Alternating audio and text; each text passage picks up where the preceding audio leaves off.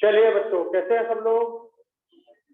एक last class का क्या पॉइंट चल रहा था, जरा बताइए। नॉर्मेलिटी नहीं, मोलरिटी।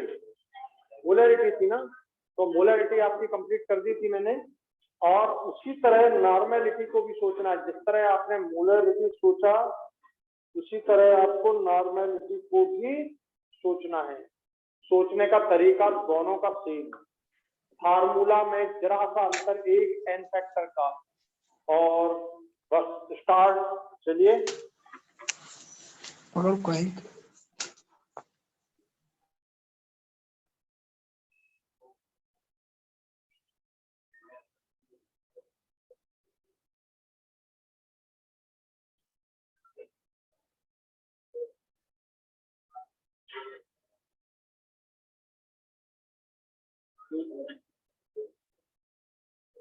चलिए बच्चों, नॉर्मेलिटी।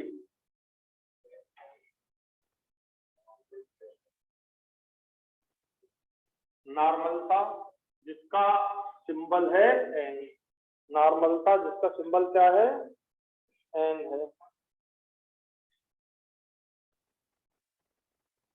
ठीक है। अब नॉर्मलता का अर्थ, नॉर्मलता बराबर से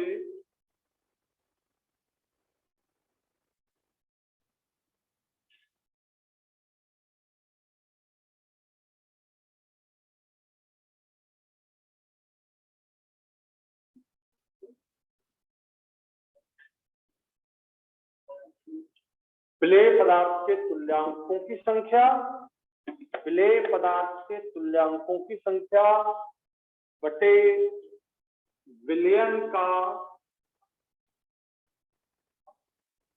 आयतन। यहां पर लीटर में ही यूज किया जाता है। विलयन का आयतन लीटर में। और सब जानते हैं विलयन का अर्थ क्या होता है और विलायक का अर्थ क्या होता है, सब जानते हैं। ठीक है ना। तो विलेय पदार्थ के तुल्यांकों की संख्या बटे विलयन का आयतन लीटर में।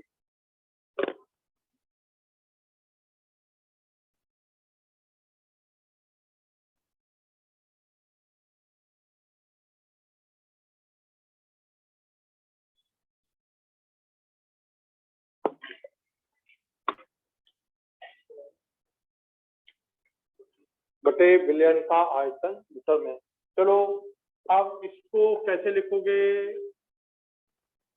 इक्विवेलेंट पर लीटर, इसका ये यूनिट हो जाएगा। ये तुल्यांकों को अपन बोलते हैं इक्विवेलेंट, और आयतन लीटर में है। तुल्यांकों को क्या बोलते हैं? इक्विवेलेंट। और आयतन किसमें है? लीटर में है। आयतन किसमें होता है बेटा? ठीक है। तो यूनिट क्या बन गई नॉर्मेलिटी की? इक्विवेलेंट पर लीटर। तुल्यांक, और हिंदी में ही लिखना है तो ये हो जाएगा तुल्यांक प्रति लीटर। ये यूनिट बन जाएगी। चलिए अब बताओ, ये जो तुल्यांक है, तुल्यांक के बराबर क्या होता है? तुल्यांक काय के बराबर होता है? तुल्यांक को कैसे तुमने परिभाषित किया है? तुल्यांक को परिभाषित किया है ना अपन ने, तो कैसे परिभाषित किया है तुल्यांक को? जल्दी बोलो। भार बटे तुल्यांक भार। सब भूल जाते हो, अभी पूरा तुल्यांक समझा दिया, एक क्लास पूरी तुल्यांक समझाने में लगाई। तो ये जो तुल्यांकों की संख्या है, इसको कैसा लिखोगे? विलेय पदार्थ का भार बटे विलेय पदार्थ का तुल्यांकी भार।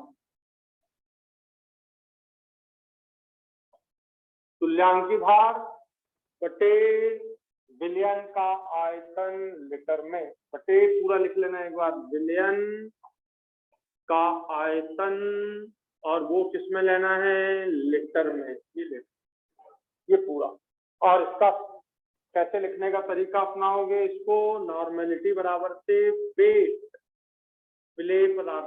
ध्यान देना बच्चों, विलेय पदार्थ को अपन ने बोला था बी, बी का मतलब विलेय, डब्ल्यू का मतलब भार, तो विलेय पदार्थ के भार को अपन ने रिप्रेजेंट किया डब्ल्यू बी से बटे तुल्यांक भार, इसका तुल्यांक भार, इसी का भार, इसी का तुल्यांक भार, ये आपका बन गया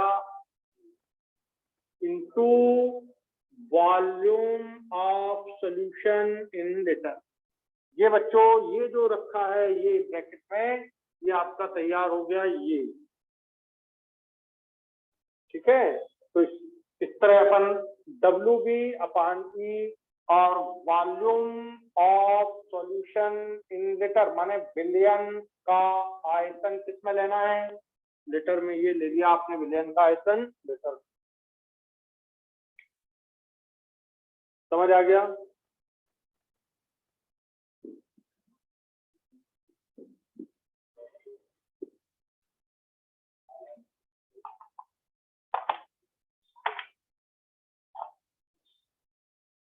चलिए देखिए,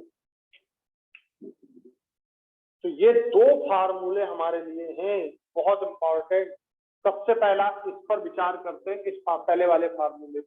तो इस फार्मूले का एग्जाम्पल क्वेश्चन दे रहा हूं, ध्यान से सुनिएगा।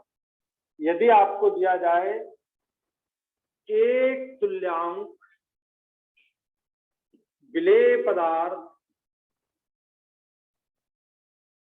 और देखो बार बार यहाँ पर पदार्थ नहीं लिखेंगे, क्या लिखेंगे, केवल विलेय। एक तुल्यांक विलेय, पदार्थ को हटा दो, तो विलेय 1 लीटर विलियन में घुला है, ठीक है। एक तुल्यांक विलेय पदार्थ 1 लीटर विलियन में घुला है, उसकी नॉर्मलता क्या होनी चाहिए, उसकी नॉर्मलता क्या होनी चाहिए? तो बताओ, सीधा तुम्हें ये क्वेश्चन दिया, तुल्यांकों की संख्या 1 दी जा रही है, विलियन का आयतन लीटर में 1 लीटर दिया जा रहा है, दोनों 1-1 दिए जा रहे हैं। बताओ ये वाला फार्मूला लग जाएगा, नॉर्मेलिटी बराबर क्या आ गया, एक आपको दिया, ये देखिए सीधा दिया एक तुल्यांक, ये एक तुल्यांक, और आयतन कितना दिया है देखिए सीधा 1 लीटर, बताइए क्या आ गई, 1n। n जो है वो तुल्यांक प्रति लीटर, ऐसा भी लिख सकते हो 1 तुल्यांक प्रति लीटर, ऐसा भी लिख सकते हो 1 तुल्यांक प्रति लीटर, ऐसा भी लिख सकते हो। इसको ऐसा भी लिख सकते हो 1n, इसको ऐसा भी लिख सकते हो नॉर्मल विलियन, नॉर्मल विलियन। तो ये इस तरह से आप इसको लिख सकते हो।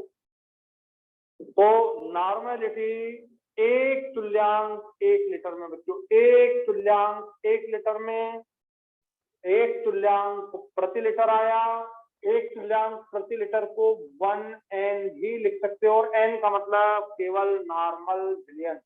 नॉर्मल विलियन का मतलब ये पूरा, ये आप इस तरह से इसको लिख लें, नॉर्मल विलियन।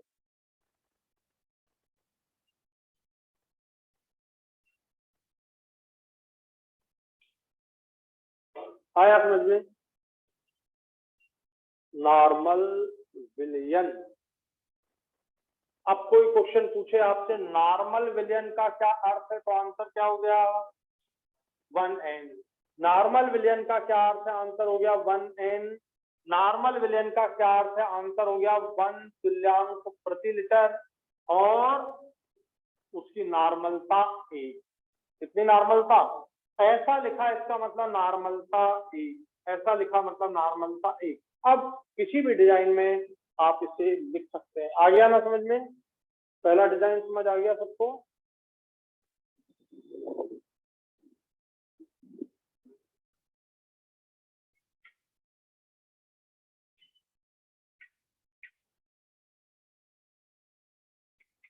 अब बताइए, सबसे पहले आपने लिखा 1n, लिखा आपने 1n, जिसका मतलब हो गया 1 इक्विवेलेंट पर लीटर, जिसका मतलब हो गया, जल्दी बोलिए, 1 नॉर्मल। ये दोबारा फिर क्यों लिख रहा हूं, ताकि आपको आगे की बात समझ आए। 1 नॉर्मल विलियन का क्या अर्थ हो गया, 1 तुल्यांक विलेय पदार्थ एक तुल्यांक विलेय पदार्थ 1 लीटर विलयन में घुला है।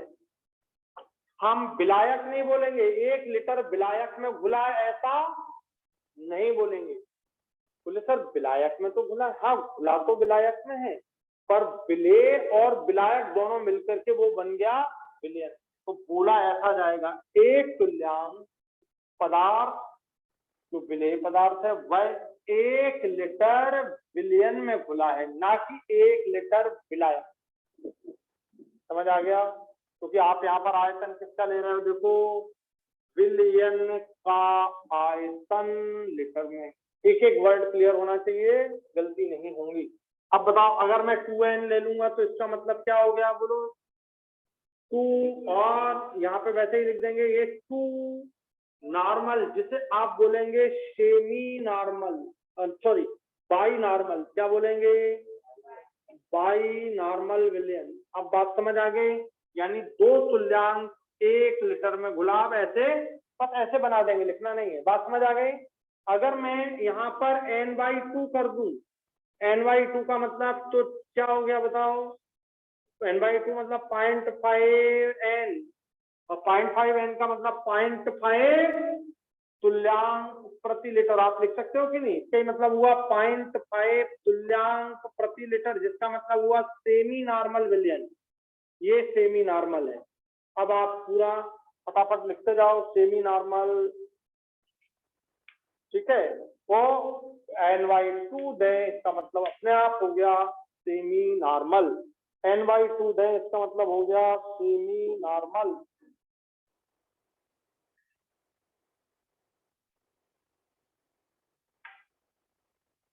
n/2 का मतलब हो गया सेमी नॉर्मल।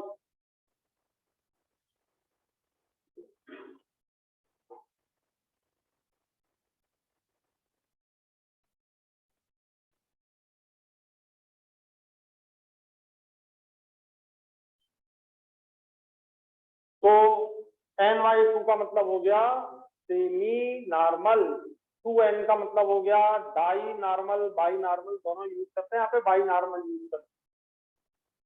हो गया कॉन्सेप्ट क्लियर ये आपका? तो ऐसे टर्म दें तो अब आपको बिल्कुल भी परेशान नहीं होना, और तो इनको जब एक बार लिख लोगे तो अपने आप तुम्हें भार भी समझ में आ जाएगा कि कितना होगा।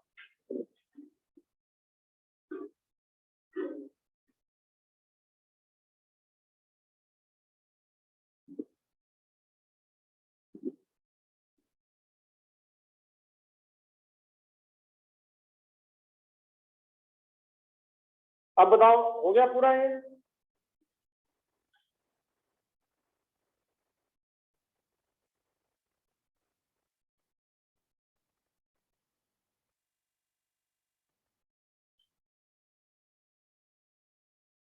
लिख लिया सब लोगों ने?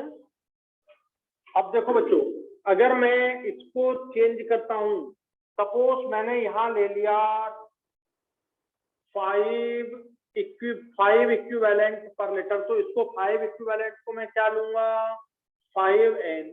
तो ऐसा लिख के दें 5n, या ऐसा लिख के दें 5 तुल्यांक प्रति लीटर, या ऐसा लिख के दें, इसको क्या बोल सकते हैं और बोलो? बहुत बढ़िया, पेंटा नॉर्मल। तो पेंटा नॉर्मल विलयन, तो इसका मतलब बच्चों ये हो गया 5 तुल्यांक विलेय पदार्थ 1 लीटर विलयन में घुला है। तो ये सारे पॉइंट आपको क्लियर हो गए। अब बार बार इसको एक बार लिख लिए, बस ऐसा लिखते चलना बस। तो आपको बस ये ध्यान रहे कि इसको बोलना कैसे है, ठीक है। बताओ n/5 का मतलब अपने आप समझ आ गया आपको, पेंटी नॉर्मल, ये आपका हो गया पेंटी नॉर्मल, ठीक है, जिसका मतलब हुआ 0.2 इक्विवेलेंट पर लीटर। ऐसा भी लिख सकते हो ना आप n/5 को 0.2 इक्विवेलेंट, ठीक है। तो 0.2 इक्विवेलेंट पर लीटर, ऐसा भी इसे लिख सकते हैं।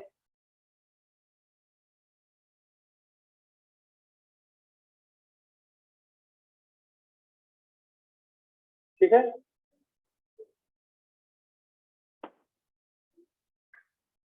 अब ये आपने लिख तो लिया, इसका मीनिंग भी समझना है। ये लिख लिया मीनिंग, पर इसका भी मीनिंग है, उसको जाना है लेके, अपने को भी समझना है।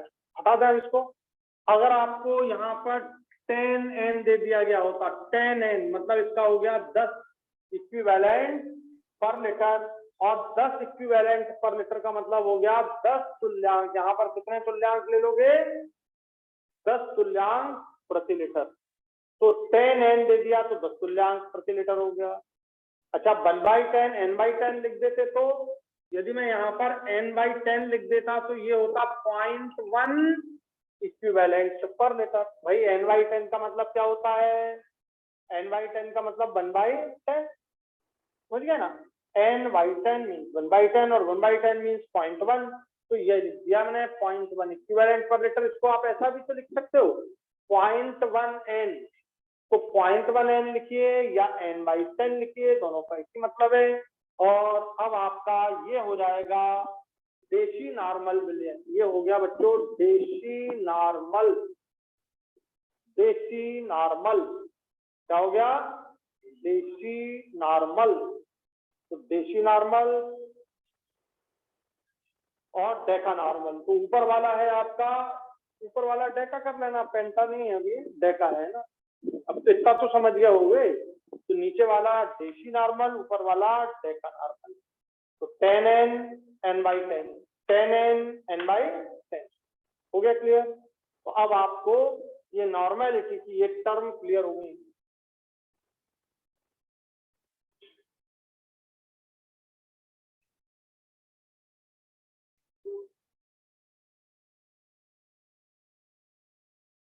बात क्लियर हो गई? अब सेंटा नॉर्मल, सेंटी नॉर्मल तुम खुद ही कर लोगे। अब तो कर लोगे ना। 100n और n/100, 100n को अपन बोलेंगे सेंटा नॉर्मल और n/100 को बोलेंगे सेंटी नॉर्मल। हो गया क्लियर? ये चलो अगला लिखते हैं। अब इस क्वेश्चन को फिर बाहर से फिर से देखो। विलेय पदार्थ के तुल्यांकों की संख्या निकालना हो तो नॉर्मेलिटी इनटू वॉल्यूम। आपको ये निकालना है विलेय पदार्थ के तुल्यांकों की संख्या। तो बोलो क्या कर दूं मैं? नॉर्मेलिटी को किससे मल्टीप्लाई कर दूं? ये पूरा। अब इसका शॉर्टकट क्या लिखा तुमने? देखो VL लिखा है, तो बस normality into volume in litre, ऐसा कर देंगे। Normality into volume in litre, समझ आ गया? अब कभी तुमको नॉर्मेलिटी और वॉल्यूम दिए जाएं तो तुम क्या निकाल सकते हो? तुल्यांकों की संख्या। ठीक है, देखो देशी नॉर्मल क्वेश्चन है। देशी नॉर्मल 100 ml HCl में तुल्यांकों की संख्या निकालिए। तुल्यांकों की संख्या निकालिए। देशी नॉर्मल 100 ml HCl में तुल्यांकों की संख्या निकालिए। तो यार देशी नॉर्मल का मतलब क्या हुआ? जल्दी बोलो। 0.1n, माने आपको नॉर्मेलिटी कितनी दी जा रही है? 0.1n ये दी जा रही है। लगा दूं यहीं पर ये 0.1। ये आपको देशी नॉर्मल जैसे ही बोला तो इसका मतलब n/10, n/10 मतलब 0.1। ठीक है, इसको ऐसा भी लिख सकते थे n/10, ऐसा भी लिख सकते थे आप। तो बच्चों n/10 भी लिख दो या 0.1 लिख दो, चलेगा। और ये आपकी नॉर्मेलिटी 0.1। और वॉल्यूम कितना दिया है बोलो? 100 ml।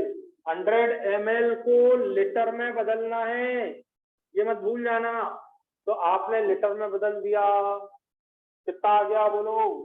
कितने इक्विवेलेंट? 0.01। ये आपके तुल्यांकों की संख्या की आ जाएगी। तो तुल्यांकों की संख्या नॉर्मेलिटी इनटू वॉल्यूम। तुल्यांकों की संख्या नॉर्मेलिटी इनटू वॉल्यूम। पर वॉल्यूम बेटा किस में लेना है? लीटर में। ml में दिया हो तो किस में बदल दो? लीटर। ठीक है,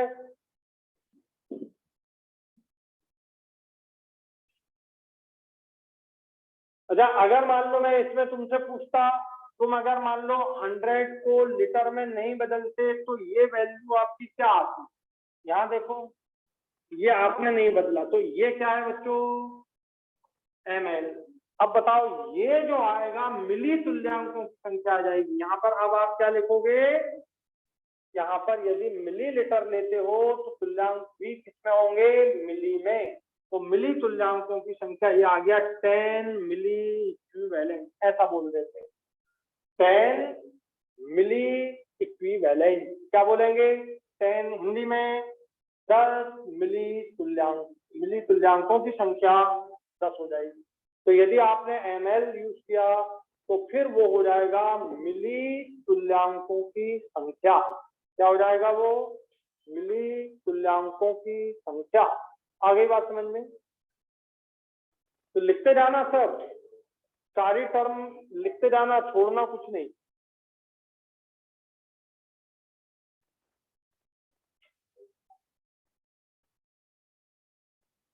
हो गया।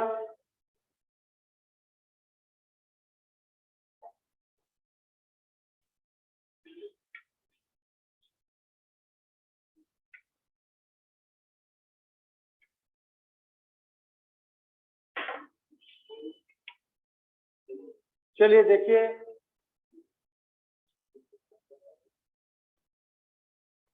बच्चों विलेय पदार्थ का भार बटे विलेय पदार्थ का तुल्यांक भार, ये कहलाते तुल्यांकों। किसको आपने क्या बोला, तुल्यांकों की संख्या। और विलयन का आयतन लीटर में। अब इस हिसाब से क्वेश्चन करो। अगर आपको क्वेश्चन दिया जा रहा है 80 ग्राम NaOH को 250 ml विलयन में घोला गया, तो उसकी नॉर्मलता निकालो। तो उसकी नॉर्मलता निकालो, तो उसकी नॉर्मलता निकालो, ये क्वेश्चन है। सपोज आपका ये नॉर्मलता निकालना है आपको, ठीक है।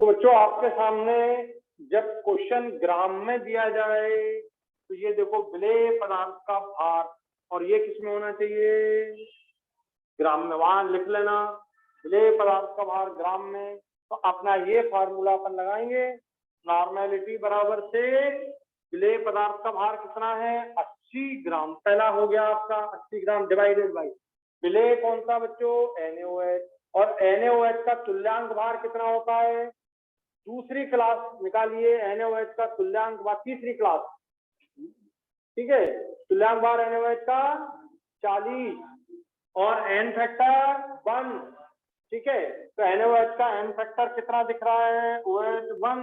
अणुभार कितना, 40, 40 बटे 1, ये आ गया आपका तुल्यांक भार। फिर से एक बार याद दिला दूं, तुल्यांक भार बराबर से अणुभार बटे n फैक्टर। बच्चों NaOH का अणुभार निकालोगे, Na23, ऑक्सीजन 16, हाइड्रोजन 1, सबको जोड़ोगे तो कितना आएगा, 40। ये आ जाएगा आपका 40। और n फैक्टर NaOH का कितना है, 1। OH कितने दिख रहे हैं इसमें, 1। तो जितने OH उतना उसका n फैक्टर, ये 1, तो ये आपका आ गया 40। बच्चों ये n फैक्टर आपका 40 बटे 1, ये दिख नहीं रहा है यहाँ पर। तो इक्विवेलेंट वेट अणुभार बटे n फैक्टर, अणुभार कितना है 40, अणुभार कितना है 40, n फैक्टर है 1। तो ये आपका तुल्यांक भार आ गया कितना, 40। तो ये मैंने लिख दिया इनटू वॉल्यूम कितना दिया है, लीटर में लेना है 250 ml है। 250 ml का मतलब कितना लीटर, 0.25। अरे 250 ml मतलब एक पाव, एक पाव मतलब कितना, 1/4 लीटर, ठीक है, समझ गए।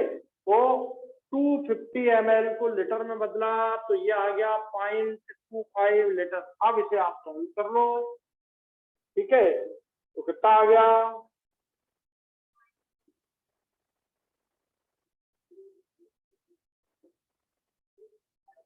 कितना आया,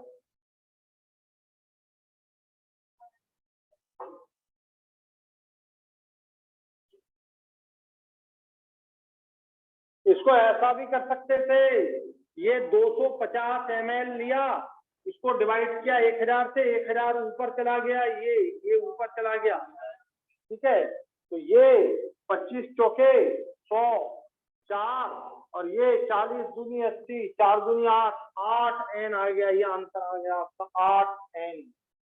कितना आंसर आ गया इसका, 8 n। ये सॉल्व करोगे तो कितना आ जाएगा, 8 n आ जाएगा, तो इतना ये आपका आंसर आ गया 8 n।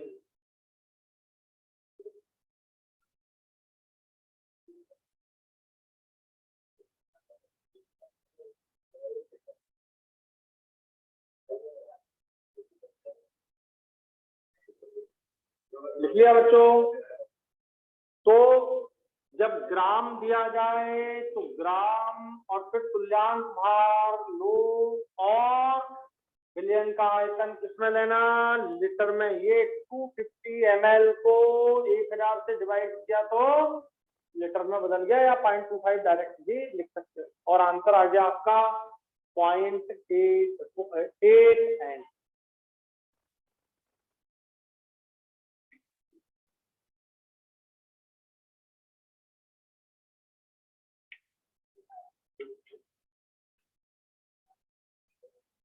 क्वेश्चन क्लियर हो गया।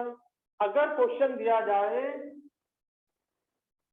ध्यान से सुनना, 250 ml देसी नॉर्मल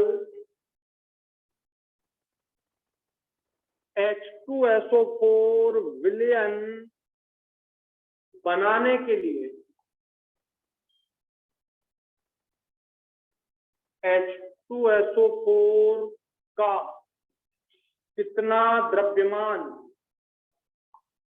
लगेगा।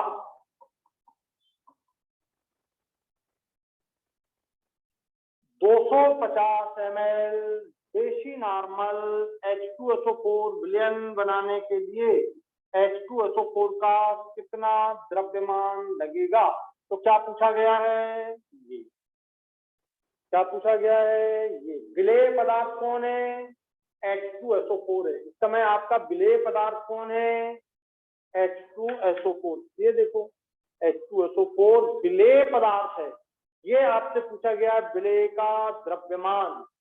बतो विलयन का आयतन लीटर में कितना, 250 ml का मतलब 0.25 लीटर, ये विलयन का आयतन दिया है लीटर में। ही विलेय का तुल्यांक भार, विलेय पदार्थ कौन सा है, H2SO4 का तुल्यांक भार कितना होता है, बोलो, तीसरी क्लास देख लो क्या है, 49।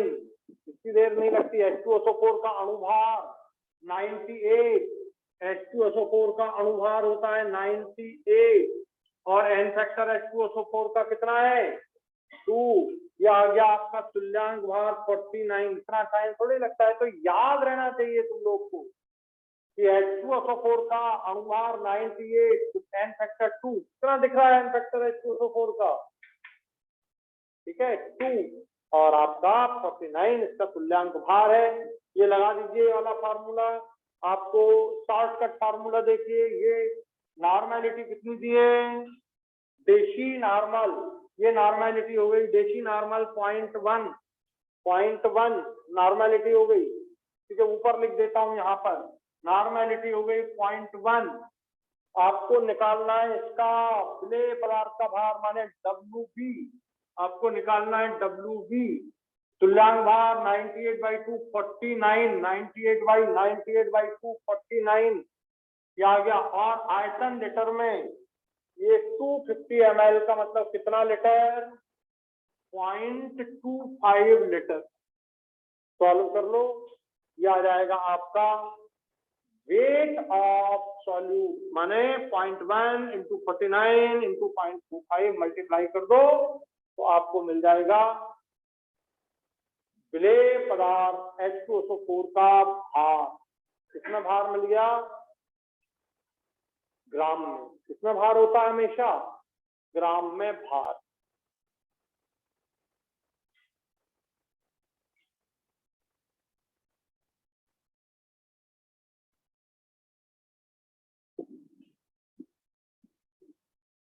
लिख लें इसको। तो आसान लगने लगे नॉर्मेलिटी के क्वेश्चनों को समझना कि नहीं लग रहा है अब?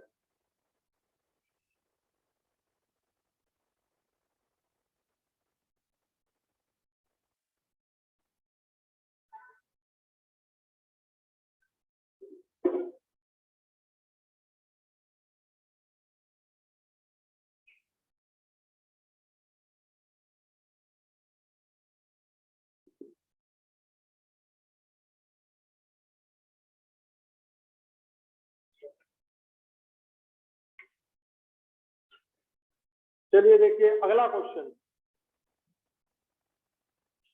1NH2SO4 billion.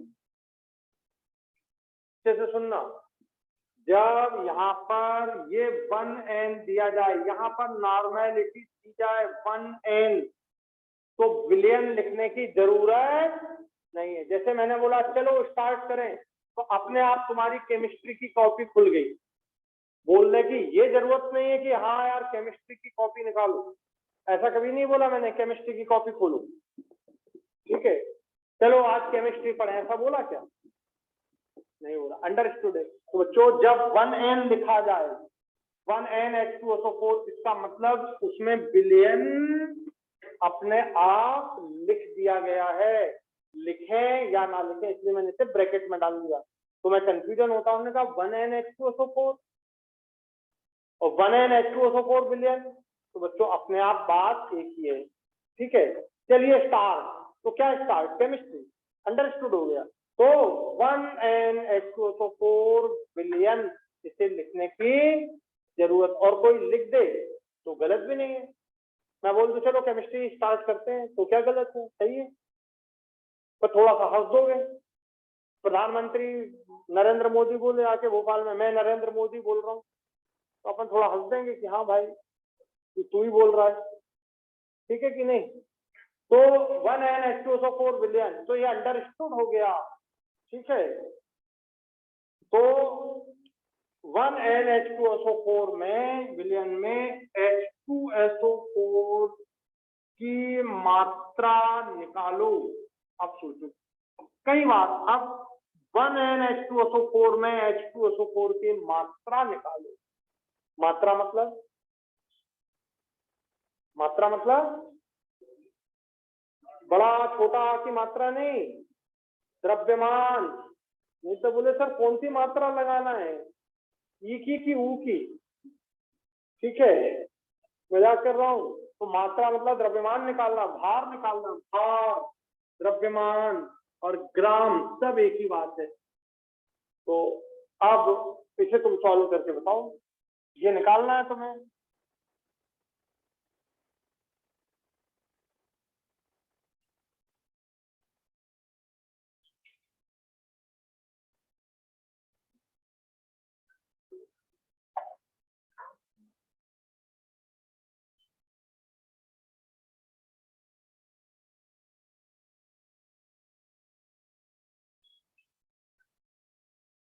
कैसे समझ में आ रहा है? क्या करें इसमें भार निकालने के लिए? तो विद्या लिखो। 1N का क्या अर्थ, सबसे पहले जो लिखवाया था 1N का अर्थ क्या होता है? जल्दी बोलो। 1N का अर्थ, इधर देखो, ये 1N का अर्थ 1 तुल्यांक पर लीटर। ठीक है, जैसे ही तुमने ये लिखा, इसको ऐसा हिंदी में लिख लो भैया, 1 तुल्यांक प्रति लीटर। जैसे ही तुमने ये लिखा, तुल्यांक की संख्या कितनी आ गई देखो, बोलो है आ गई एक, तुल्यांक की संख्या 1 लीटर आ गई, ये तुल्यांक की संख्या 1। और तुल्यांक बराबर से क्या होता है? तुल्यांक की संख्या बराबर से क्या होता है? जल्दी बोलो। भार बटे, अरे ये लिखा रखा है भार बटे, ये लिखा भार बटे तुल्यांक की भार। बस एक तुल्यांक है हमारे पास। ये तुल्यांक की संख्या कितनी है? 1। इस तुल्यांक की संख्या 1, आपको भार निकालना। तुल्यांक की भार H2SO4 का कितना है? 49। बस सॉल्व हो गया, सॉल्व हो गया भाई। ये कितना? 1, ये आ गया आपका 1। भार निकालना, तुल्यांक की भार कितना होता है H2SO4 का? ये रखता है 49, 98/2, 49 समझ आ गया। 98/2 कितना आंसर आ गया? मल्टीप्लाई कर दो दोनों का, तो भार कितना आ गया? 49 ग्राम। भार कितना आ गया बच्चों? 49 ग्राम। आ गया समझ में कि नहीं आया? अच्छा, बोले सर ये आपने वो तोड़ के समझा दिया। तोड़ के कैसे समझाया? जैसे 1n बोला, 1n का अर्थ तुमने ये लिख डाला 1 इक्विवेलेंट पर मीटर। देखो सबसे पहले यही लिखा है तुमने आज की क्लास का, 1n का अर्थ 1 इक्विवेलेंट पर मीटर। इक्विवेलेंट कितने आ गए? सामने दिख रहे हैं 1, तुल्यांक भार 1, तुल्यांक भार तुल्यांकों की संख्या 1, तुल्यांक भार 49, मल्टीप्लाई किया 49 इंटू 1, कितना आ गया भार? 49 ग्राम। और इससे भी तो सॉल्व कर सकते थे। ये देखो नॉर्मलता कितनी दी है? 1। इसको देखो नॉर्मलता कितनी दी है? 1। विलेय पदार्थ का भार निकालना है। विलेय का तुल्यांक की भार कितना होता है? 49। और विलयन का आयतन कितना दिया है? पर लीटर का मतलब, पर का मतलब 1, पर लीटर 1 लीटर, ये भी आ जाएगा। आ गया समझ में? तो फिर से 1n लिखा, ये नॉर्मेलिटी आ गई 1, ये नॉर्मेलिटी दी है 1। विलेय पदार्थ का भार निकालना है WB। विलेय पदार्थ का तुल्यांक भार होता है 49 और विलयन का आयतन लीटर में इक्विवेलेंट पर लीटर मतलब 1 लीटर। बताओ WB का वैल्यू मल्टीप्लाई कर दो, कितना आया? 49। तो आप दोनों तरीके से सॉल्व कर सकते हैं। आया कि नहीं समझ में? तो विलेय पदार्थ की मात्रा सीधी 1n में आपने निकाल दी। तो अर्थ लिखना बहुत ज्यादा जरूरी, अर्थ लिखना बहुत ज्यादा जरूरी। और अर्थ मैंने आपको सबके समझा दिए हैं।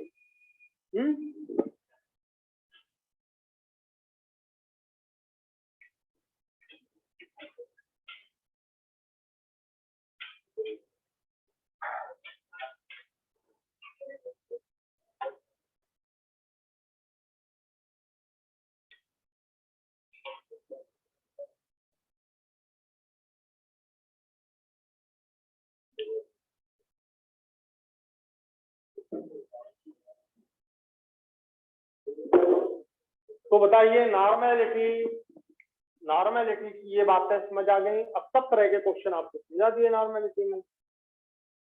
आ गए समझ में? एक एक डायरेक्शन आपको बिल्कुल क्लियर होना चाहिए। अब चलिए आगे बढ़ते हैं।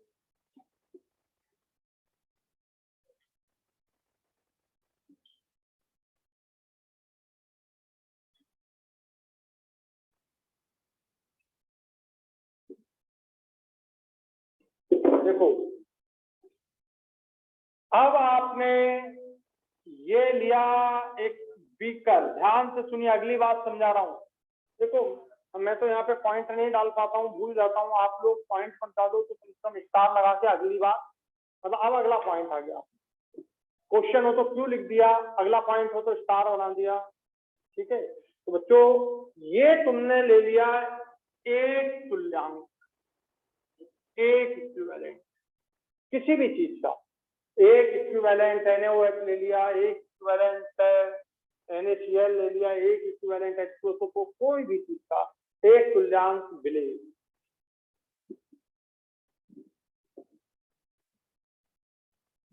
एक तुल्यांक विलेय पदार्थ ले लिया और इसमें पानी मिला दिया तुमने यहां तक, ये पानी भर दिया आपने पूरा, और यहां तक का निशान है 1 लीटर और यहां तक का निशान है 2 लीटर।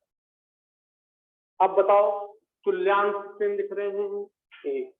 किसके तुल्यांक हैं? विलेय पदार्थ के तुल्यांक कितने ले लिए? एक। समझ आ गई बात? और उसमें पानी 1 लीटर पानी तुमने और मिलाया इसमें, तो अब पानी कितना हो गया, मतलब टोटल वॉल्यूम कितना हो गया बताओ? यहां तक भर दिया तुमने, 2 लीटर हो गया। लेकिन ये कितने रहेंगे बताओ? पहले ये एक अकेला 1 लीटर में था, अब ये एक अकेला कितने लीटर में? समझ आ गया? कुल आयतन कितना हो गया?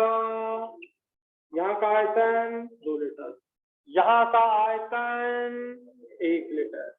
ठीक है, तुल्यांक कितने हैं? यहाँ भी एक, यहाँ भी एक। मतलब तनुता बढ़ाने पर, कल आपने पढ़ा था मूलों की संख्या वही रहती है, तो तनुता बढ़ाने पर तुल्यांकों की संख्या भी वही रहती है। तो आप यहाँ पे पॉइंट डाल लो, तनुता बढ़ाने पर तुल्यांकों की संख्या, तनुता बढ़ाने पर तुल्यांकों की संख्या नहीं बदलती। तनुता बढ़ाने पर तुल्यांकों की संख्या नहीं बदलती, किंतु नॉर्मलता बदल जाती है। किंतु नॉर्मलता बदल जाती है। तुल्यांकों की संख्या नहीं बदलेगी, किंतु नॉर्मलता बदल जाएगी। चलिए देखिए, अब मुझे बताओ इसकी नॉर्मलता निकाल के बताओ कितनी है? बताओ इसकी नॉर्मलता यदि तुम निकालोगे, तुल्यांक नॉर्मलता बराबर से होता है तुल्यांकों की संख्या बटे आयतन लीटर में। जल्दी बोलो, इसकी नॉर्मलता कितनी हो गई? तुल्यांक कितने दिख रहे हैं? 1। वॉल्यूम कितना दिख रहा है? 1 लीटर। ये यहाँ भी दिख रहा है 1 लीटर डिवाइडेड बाय 1 लीटर। कितनी आ गई नॉर्मलता? 1n। समझ आ गया? और इसकी नॉर्मलता निकाल के बताओ, तुल्यांकों की संख्या कितनी दिख रही है? 1। ये फार्मूला लिख रखा है यहाँ पर, तुल्यांकों की संख्या 1। वॉल्यूम कितना दिख रहा है? पहले यहां तक था, अब यहां तक आपने पूरा फुल कर दिया 2 लीटर। बताइए कितनी आ गई? 0.5n।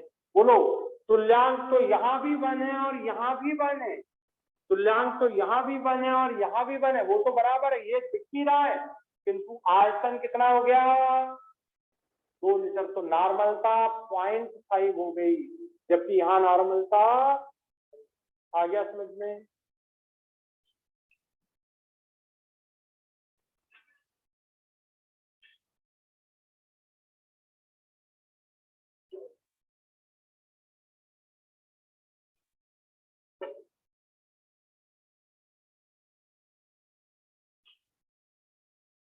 फिर इसे क्या ऐसे सॉल्व करें? ये तो विद्या है जो मैंने आपको समझाई कि हाँ ऐसा है। सॉल्व करने का तरीका देखिए, n1 v1 बराबर से n2 v2 लगा दीजिए, अपने आप आ जाएगा। n1 v1 पानी मिलाने के पहले, n2 v2 पानी मिलाने के बाद।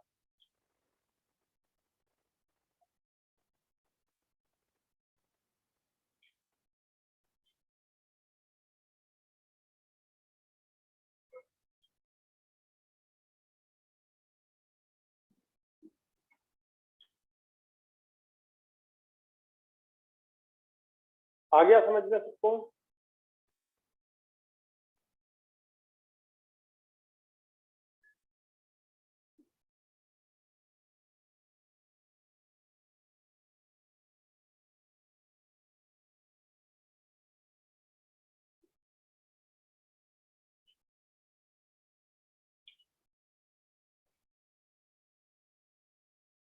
चलिए बच्चों, कर दूं क्लीन इसको? लिख लिया तुमने? अब देखो, तुम इस क्वेश्चन को यदि भाषा के रूप में दें तो इसे कैसे सॉल्व करेंगे? मान लो तुमको क्वेश्चन दिया 1 लीटर बिलियन में 1 लीटर जल मिलाकर तनु कर दिया गया। ठीक है, तो नॉर्मलता निकालिए। ये क्वेश्चन बन गया।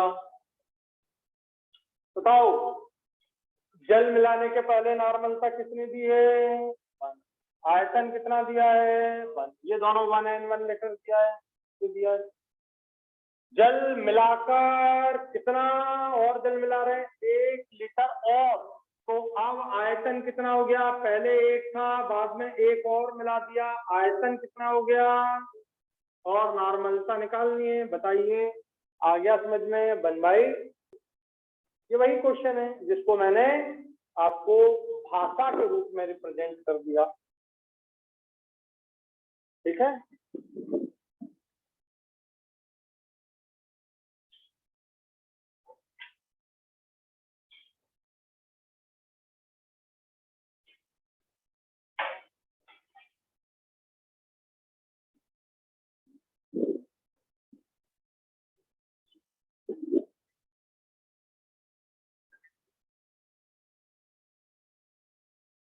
हो गया क्लियर? देखो इधर क्वेश्चन है 100 ml देशी नॉर्मल H2SO4 बिलियन में कितना जल मिला दिया जाए? कितना जल मिला दिया जाए कि वह सेंटी नॉर्मल बन जाए?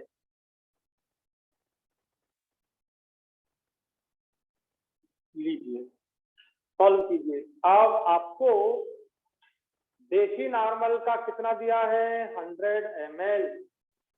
देशी नॉर्मल का कितना दिया है? 100 ml में कितना जल मिला दें कि वो सेंटी नॉर्मल बन जाए? बताइए, ध्यान रखना, जल मिला रहे हो, पूछा जा रहा है कितना जल मिला दिया जाए।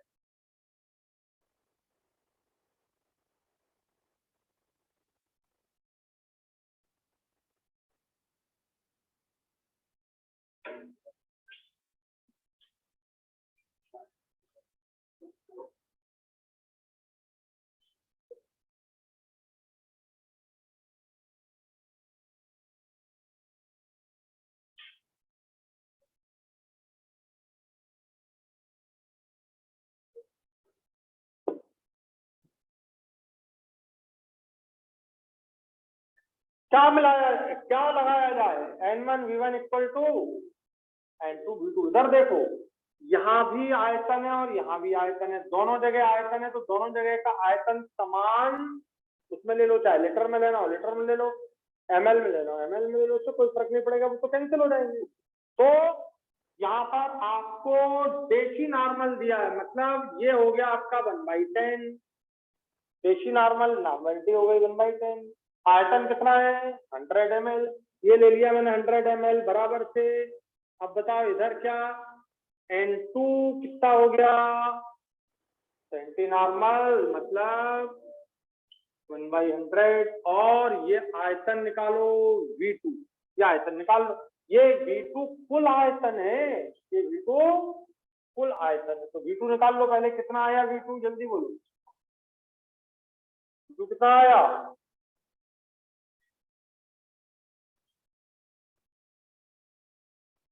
कितनी देर?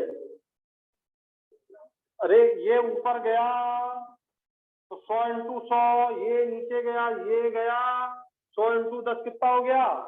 ऊपर जाएगा ना यार, ये 100 इंटू 10 कितना हो गया? 1000। तो आंसर आ गया 1000 ml। ये V2 कुल आयतन आया, क्या आया ये, और पहले से कितना आयतन था, तो आपका V2 माइनस 100 मतलब 1000 माइनस 100 इक्वल टू ये 900 ml आपने अलग से पानी मिलाया, ये आपका फाइनल आंसर 900 ml पानी। आ गया समझ में? तो अलग से आपने 900 ml पानी अलग से मिलाया, तब जाके वॉल्यूम 1000 कुल है, कुल वॉल्यूम 1000 है। चलो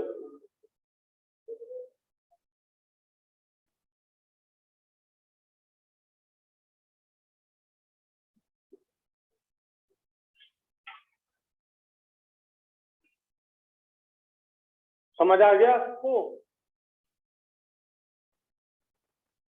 अगली बात,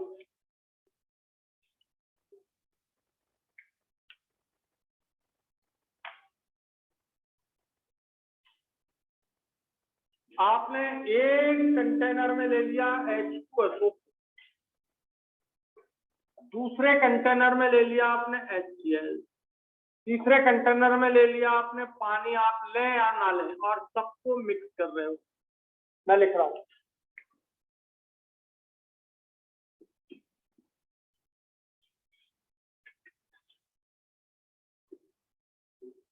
देखो अगर आपको क्वेश्चन दिया H2SO4 का 0.1 N 100 ml, ये दिया आपको 0.01 N 500 ml, ये दिया आपको 400 ml पानी, और सबको मिक्स कर दिया। अब बताओ फाइनल सॉल्यूशन की नॉर्मलता आपको निकालना है, फाइनल नॉर्मलता आपको निकालना है। क्वेश्चन समझ आ गया? इधर देखो 0.1 N 100 ml H2SO4, इसको लिख देता हूं 0.1 N 100 ml H2SO4 comma 0.01 N 500 ml HCl को मिलाकर आयतन, ध्यान से सुनना, थोड़ा बदल दिया इसका पैटर्न, आयतन 1000 ml कर दिया गया। परिणामी विलयन की नॉर्मलता निकालिए।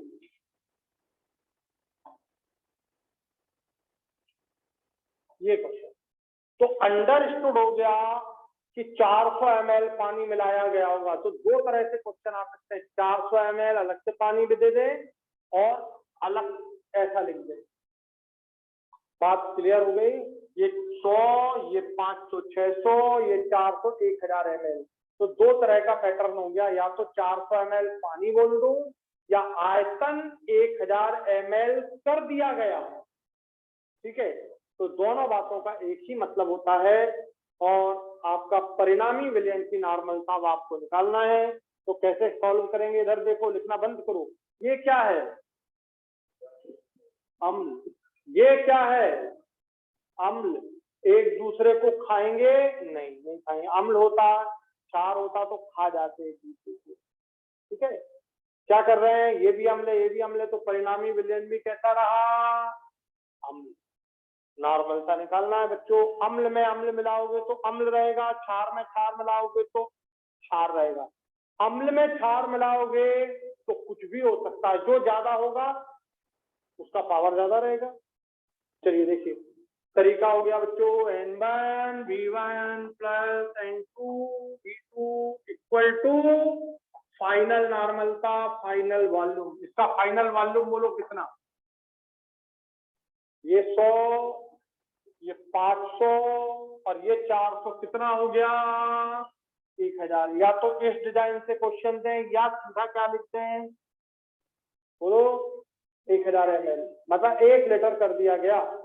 तो बात एक ही है दोनों में, और अब आप N1V1 plus N2V2 equal to final normality final volume ये अप्लाई कर दोगे। अब N1 आपके पास है, V1 है, N2 है, V2 है, इसकी जरूरत नहीं, ये यहाँ आ गया।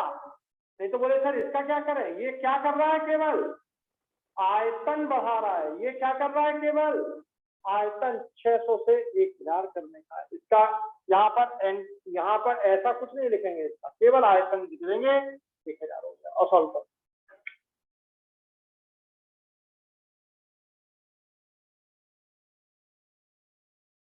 समझ आ गया?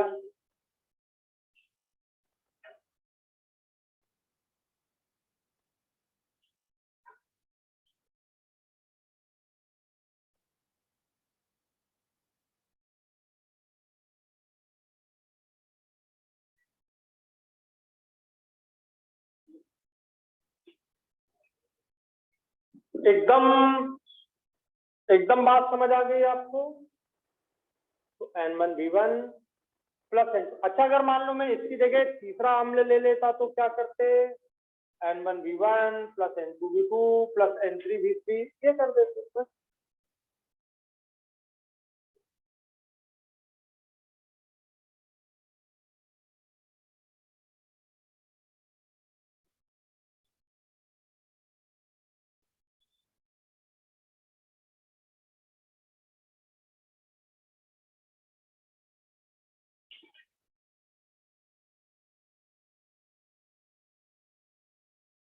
तो कोई दिक्कत तो नहीं,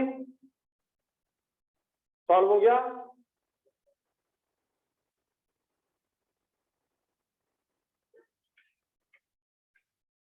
ये हो गया। देखिए N1 है 0.1, वॉल्यूम है 100, ये पहला, प्लस N2 है 0.01, वॉल्यूम है 500, ये दोनों ऐड करना, डिवाइडेड बाय कुल वॉल्यूम कितना हो गया, 1000। अरे ये इसको इस तरफ ले आओगे कि नहीं, बच्ची क्या फाइनल नॉर्मेलिटी। बस ठीक है, कर लेना आप सॉल्व। अब तो कर पाओगे कि नहीं सॉल्व?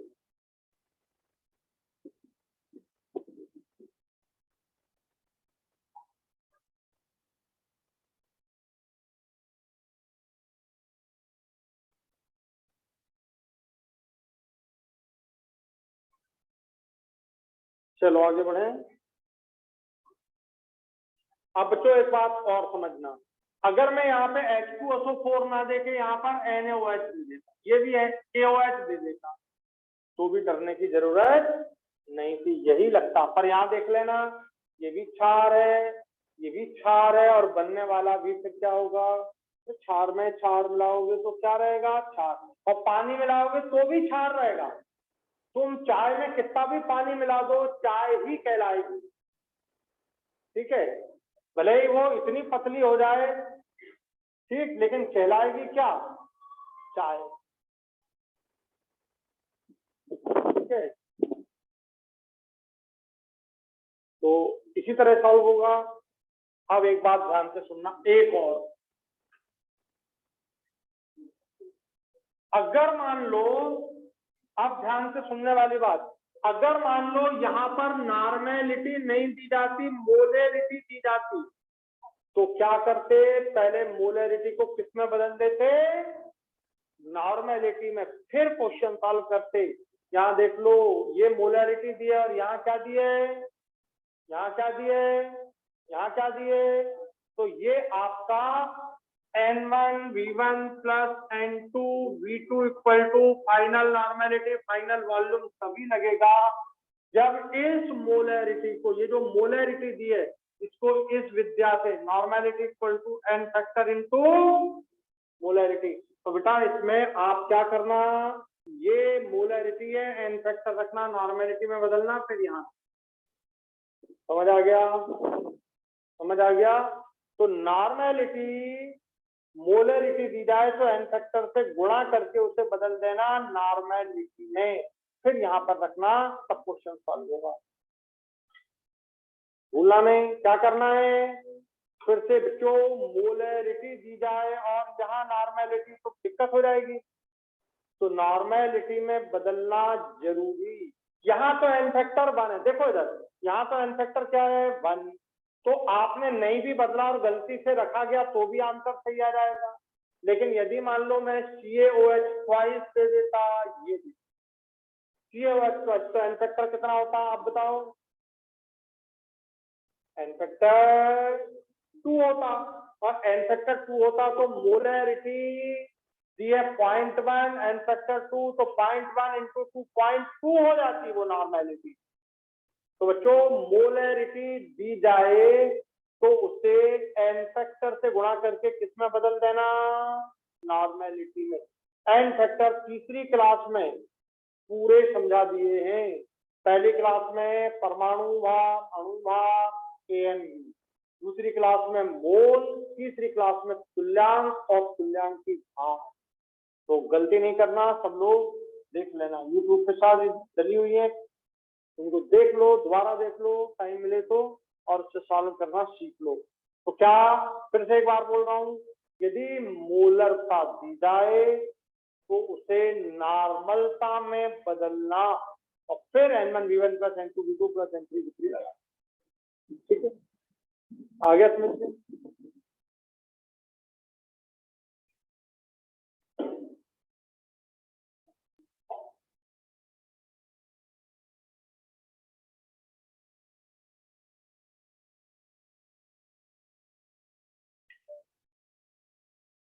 चलिए लिखिए अगला टर्म मोललता।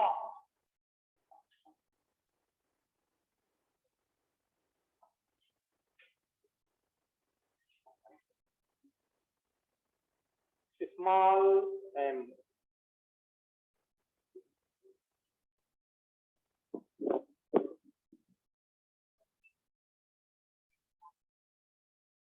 ठीक, मोललता बराबर से होता है बच्चों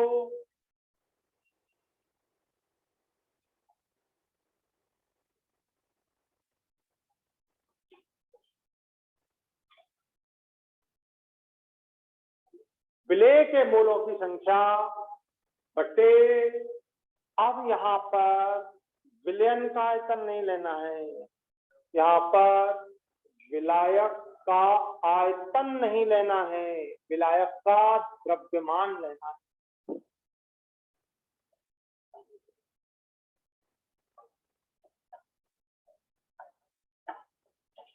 विलायक का द्रव्यमान, तो विलेय के मोलों की संख्या बटे विलायक का द्रव्यमान, और वो भी किसमें लेना है? किलोग्राम में द्रव्यमान। विलेय के मोलों की संख्या बटे विलायक का द्रव्यमान किलोग्राम में। इधर देखो, विलेय के मोलों की संख्या बटे विलायक का द्रव्यमान किलोग्राम में, ये मोल और ये द्रव्यमान किलोग्राम में। बच्चों यूनिट क्या बन गए? मोल पर केजी। क्या बन गई यूनिट? मोल पर केजी। समझ आ गया? यूनिट बन गई मोल पर केजी, ये यूनिट बन गई। अब देखो, विलेय के मोलों की संख्या, विलेय के मोलों की संख्या को कितनी तरह से समझाया है मैंने दूसरी क्लास में, जल्दी बोलो। विलेय के मोल बराबर से पदार्थ का ग्राम में द्रव्यमान बटे परमाणु भार। अधिक परमाणु से बना है तो, अणुओं से बना है तो अणु भार। भाई दूसरी क्लास देख लो, दूसरी एकदम दूसरी क्लास। तो विलेय के पदार्थ, विलेय पदार्थ का भार बटे विलेय पदार्थ का अणुभार, ये हो गया मोलों की संख्या। फिर विलेय पदार्थ के अणुओं की संख्या बटे एवोगैड्रो नंबर, उससे भी निकाल सकते हैं। और तीसरा, विलेय पदार्थ अगर गैस है तो उसका आयतन एसटीपी पर और बटे 22.4। यार ये सब समझा दिए। 3 फार्मूले हैं, 3 बच्चों जैसे फार्मूले हैं, और याद नहीं रहेंगे तो फिर मैं मारूंगा पकड़ के। ठीक है, तो बच्चों विलेय पदार्थ के मोलों की संख्या मतलब क्या हो गया? विलेय पदार्थ का भार बटे विलेय का अणुभार,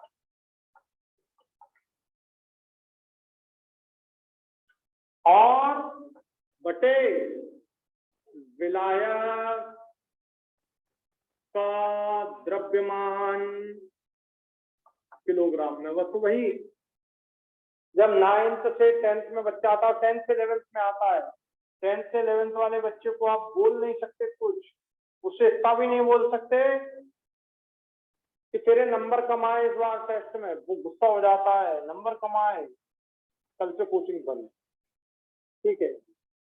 उससे तू नहीं बोल सकते कि तूने इतना किया कि नहीं किया, नहीं बेटे आपने इतना किया, समझ गए।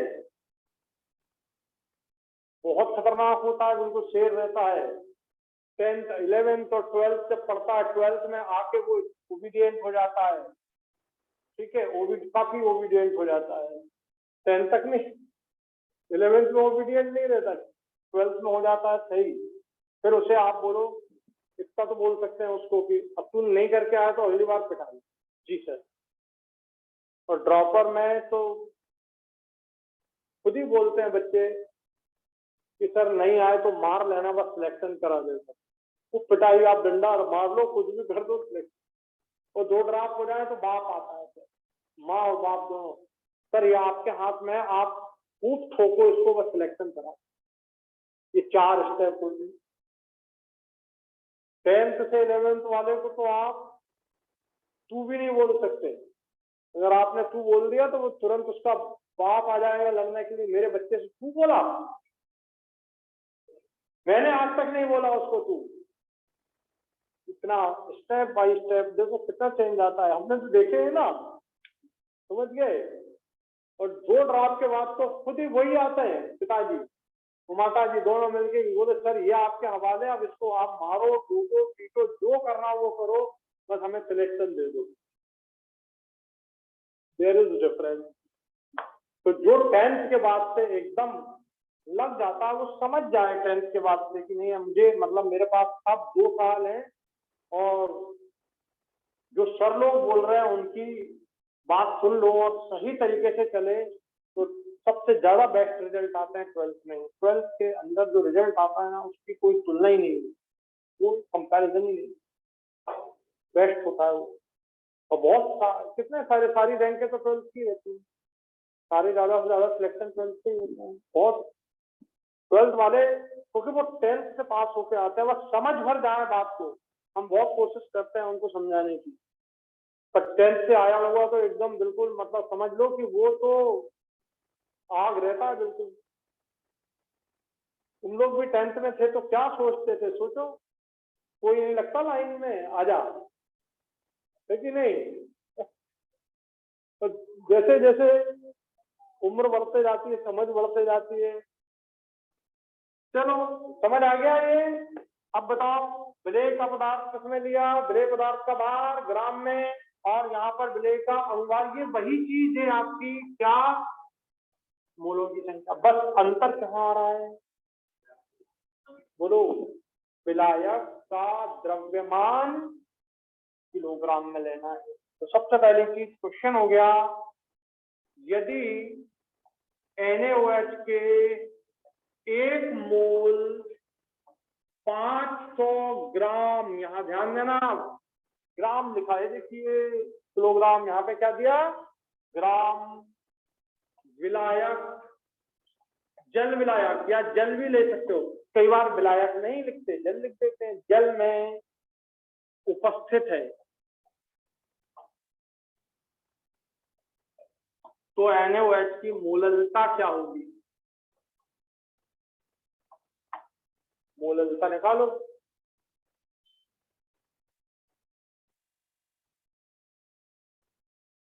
यदि NaOH के मोल 500 ग्राम जल में घुले हुए हैं तो उसकी मोललता क्या होनी चाहिए।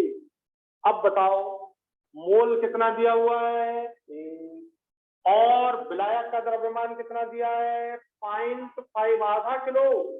500 ग्राम शक्कर का मतलब कितना, आधा किलो, तो किलो में लेना है आपको, आधा किलो, हाँ 0.5, बस ये आपका 1 है, ये आपका 0.5, कितना आ गया 2m।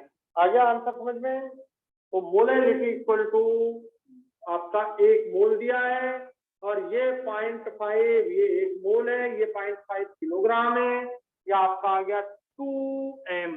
2m का मतलब क्या हो गया, जल्दी बोलो, बाईमोलल। क्या हो गया, बाईमोलल। और बाईमोलल को यदि लिखना है तो कैसा लिखोगे, 2 मोल विलेय पदार्थ 1 किलोग्राम जल में घुला है। 1 किलोग्राम जल में घुला है, 2 मोल विलेय पदार्थ 1 किलोग्राम जल में घुला है। 1 किलोग्राम, या नीचे दिख नहीं रहा है, जल में घुला है, 1 किलोग्राम जल में घुला है। समझ गए? बोले आप तो अभी ये लिख रहे थे 500 ग्राम में। अरे तो जब 500 में 1 है तो 1000 में कितना हो गया, तो 1000 ग्राम का मतलब क्या हो गया, 1 किलोग्राम। समझ आ गया? तो इनको लिखना सही तरीके से सीख लो तो आपका काम बहुत आसान हो जाएगा।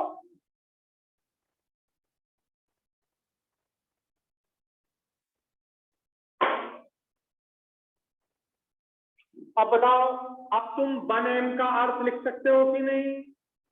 अब तुम 2m का अर्थ लिख सकते हो, ये लिखा ही रखा है, बोले 2m का बाईमोलल। 2m मतलब बाईमोलल। और अर्थ पूरा लिखना, एक बार एक अर्थ में लिख देता हूं, बाकी अर्थ तुम बना लेना।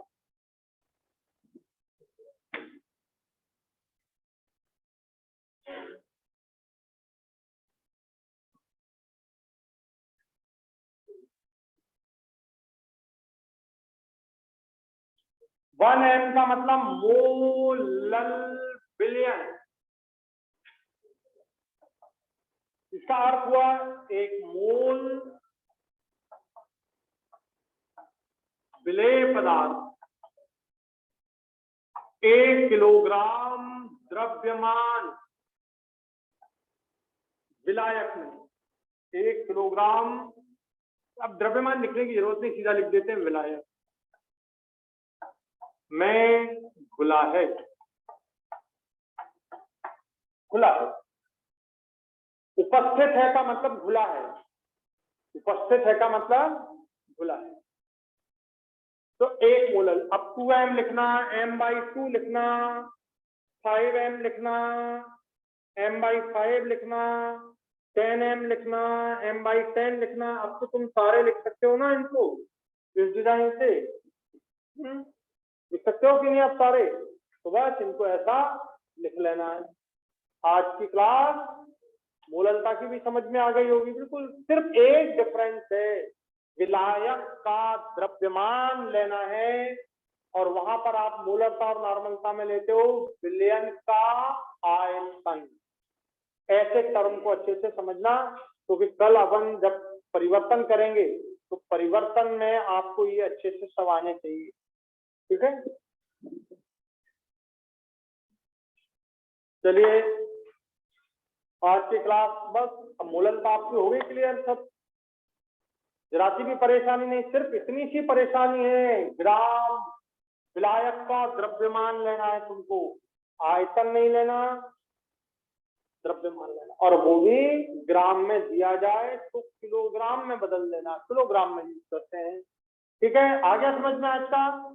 तो कल अपन अब मोल फ्रैक्शन पढ़ेंगे और परिवर्तन करेंगे। परिवर्तन का मतलब समझना क्या, परिवर्तन माने मोलरता को मोललता में परिवर्तित करना, नॉर्मलता को मोलरता में परिवर्तित करना, मोललता को मोल प्रभाग में बदलना। अदलना बदलना सीखना है, अदलना बदलना। ठीक है, तो बिना अदला बदली किए काम नहीं चलने वाला बिल्कुल भी। सबसे इंपॉर्टेंट है एक राशि को दूसरी राशि में बदलना। अमेरिका जाओगे तो रुपए को डॉलर में बदलना पड़ेगा कि नहीं है? समझ गए? तो अमेरिका जा रहे हो तो रुपए को डॉलर में बदलना। अब आप आयनिक इक्विलिब्रियम के क्वेश्चन सॉल्व कर रहे हो पीएच के, और दी है मोलरता, तो मोलरता को नॉर्मलता में बदलना है। ठीक है, अब तुम हेनरी लॉ का क्वेश्चन सॉल्व कर रहे हैं, ठीक, और पीपीएम में दिया है तो आपको उसे बदलना पड़ेगा मोलल सम, तो बदलना बहुत ज्यादा जरूरी, ठीक है। क्या बदलना, एक सांद्रता इकाई को दूसरी सांद्रता इकाई में बदलना जरूरी है। चलिए रखता है, थैंक यू वेरी मच, जय हिंद जय भारत। ठीक, आया कि नहीं तुम लोग को समझ आज का? तो भाई